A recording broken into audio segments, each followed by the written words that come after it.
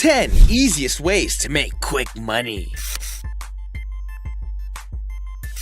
Number 10. Surveys. Yes, you can make money from completing surveys online, but just know that you'll never be able to pay your rent with this type of money. Besides the super rare several dollar a piece surveys, you'll mostly be spending your time wasting 40 plus minutes for literally 10 cents. Also, I found that most of the surveys I was screened to do sent me another message during the survey after I had already wasted 10 to 20 minutes on it that I wasn't eligible for either one and that the screen would time out, and I didn't get a single cent. The worst part about that situation is that they got some answers from you and they didn't even have to pay for that knowledge. So yes, you can make money by completing surveys, but it really isn't worth your time. However, if you do want to try it out for yourself, just be sure to use these guidelines. Always verify the survey sites you're using. Don't ever give out your personal information right out of the gate. You should never have to pay to complete a survey. Sign up for several survey sites at once to make the most money you can, and try to fill them out while you are doing passive tasks like watching TV. It'll make it seem like they take less time to complete.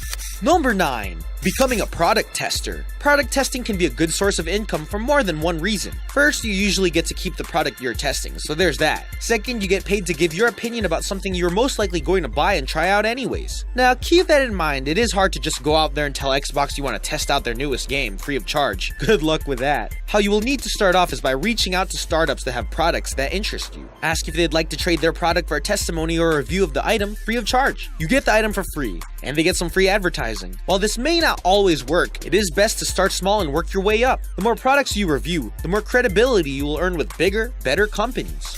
Number 8.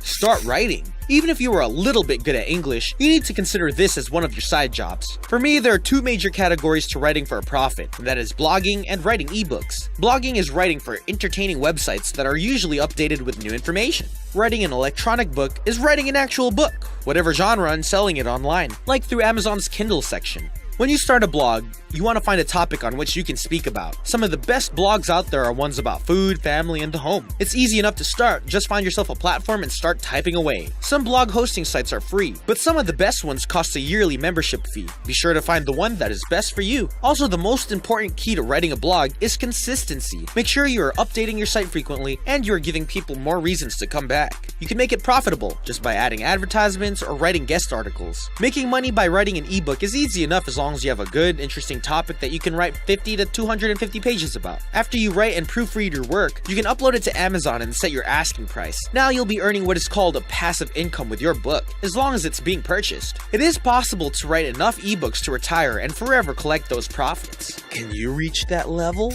Number 7. Yard sale repurposing. This is another method of earning money that requires a little seed money to start up. This would be a great option for treasure hunters. So you go from yard sale to yard sale checking out their wares. You'd be looking for things that are valuable, not like jewelry, but things like old records, beautiful furniture, and random knickknacks. Avoid things like clothing, shoes, and small or old electronics. My favorite things to repurpose are pieces of furniture, mainly dressers and entertainment centers. You can actually find an old dresser for 50 bucks or less. Then head on over to the craft store and grab some paint, printed paper, or whatever else you think you need to transform that old beat-up dresser into a one-of-a-kind piece that you can now charge $200 for. Once you have your materials, go to town transforming it into something completely different. You can see a fun Lego-inspired repurposed dresser, perfect for a kid's room. You can see that this person changed this entertainment center into a kid's kitchen. The possibilities are endless. Number 6. Selling everything. Well, you wouldn't want to sell everything, then you would have nothing left. What I mean by sell everything is basically a glamorized yard sale. Make a weekend to go through your house and grab everything that you haven't looked at, worn, or used in the past 2 years. You can get your family members involved with this too, especially if they have a whole other home to raid for stuff.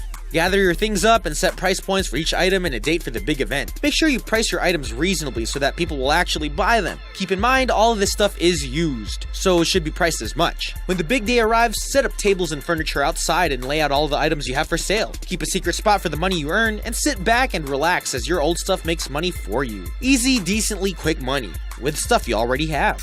Number 5. Crafting. For quite some years when I heard the word crafting, my mind would wander to images of old ladies knitting or sewing some 1930s dress patterns. But I really couldn't have been more wrong. Crafting can be anything from making mugs and jewelry to making welded sculptures or web design graphics. So a super easy way to make money is to make craftables. This is an instance where you would have to spend money to make money, but the good outweighs the bad, 100-fold. Take this for instance, my homegirl wanted to make and sell mugs with quotes on them for her Etsy website. For those of you who are new to the game, Etsy is an online marketplace where people can go to buy and sell their handmade crafts. You can find anything you could imagine on that site. If you haven't, you should go check it out. I know that she can purchase blank white mugs at the dollar store at $1 a piece. So she goes and buys 6 and writes quotes in fancy handwriting on the mugs in black Sharpie. Then she bakes the mugs in the oven and gives them a final glaze. She posts her finished items to Etsy and sells all 6.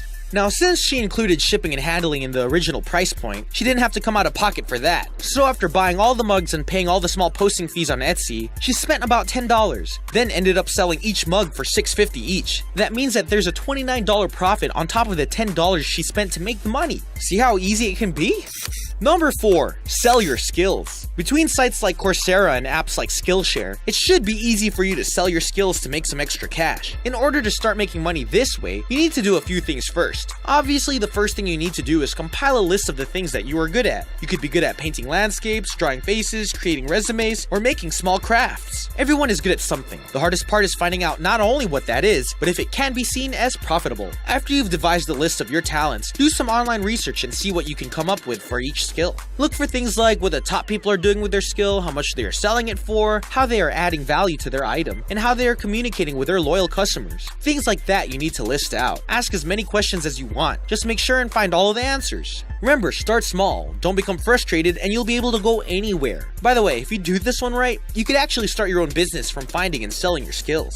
3. Get paid to shop online. I'm totally not kidding. It's really that easy. If you normally go to Target, Kmart, or Walmart each week to get some shopping done, save yourself the gas and order online instead. Yes, you will have to wait for the items to be delivered, so make sure to factor in the delivery time so you don't end up running out of anything. However, if you create an account with a cashback program like Ebates, you actually get paid to shop Walmart through their site. I know it sounds fishy, but believe me, it's a real thing. Here's how it works. You create an account and log on. You choose what website like Walmart or Kmart that you want to shop at, then Ebates takes you to that actual website, and you shop like normal. You check out and pay for your items like normal. Then, according to your preference, you can have a check cut and sent out, or you could wait until you've done more shopping to have a chance to earn a bigger check. So in the end, you bought the items you already intended on buying, saved gas and the headache from actually running the errands, and you get a check in the mail for shopping this way. Easy peasy. Oh, and using Ebates is free.